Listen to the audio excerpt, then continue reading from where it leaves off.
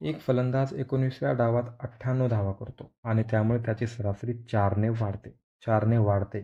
तर 19व्या डावानंतर त्याची सरासरी किती असेल? त्याची सरासरी वाढते किंवा 98 धावा काढल्यानंतर. याचा अर्थ त्याची सरासरी अगोदर कमी होती. कितीपेक्षा? 98पेक्षा तर नक्कीच होती. आणि 98 धावा काढल्यानंतर प्रत्येक ह्याला 4ने वाढली. बरोबर, प्रत्येक डावाला 4ने वाढली म्हणजे किती रन वाढले त्याच्या सरासरीच्यावर? तर हे झाले 19 गुणिले 4. तर पहा 19व्या डावामध्ये त्याने 98 रन काढले. 4ने सरासरी वाढली. याचा अर्थ त्यानं जास्त रन काढले ॲव्हरेजपेक्षा. प्रत्येक मॅचला 4 जर झाले असं आपण म्हणू शकतो. ॲव्हरेज 4ने वाढले ना, तर प्रत्येक मॅचला 4 वाढले असं आपण म्हणू शकतो. पूर्वीच्या मॅचेस किती होत्या? 18, ही 19 होती. तर 19 मॅचेसला सुद्धा 4 वाढले.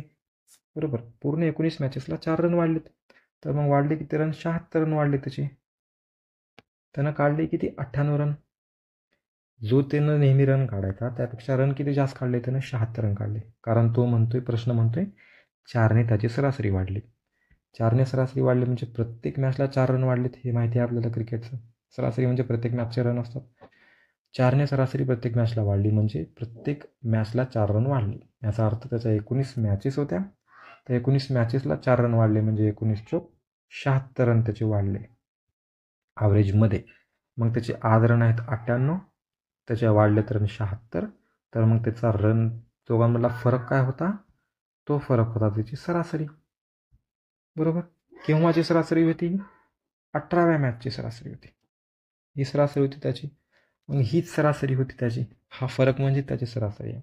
तर आजची सरासरी काढली तर 19 मॅच संपल्यानंतर त्यामध्ये 22च्या अगोदर सरासरी होती. 19व्या मॅचचे 4 रन म्हणजे एकूण 26.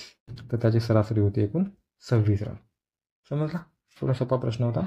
सरासरी आहे 26.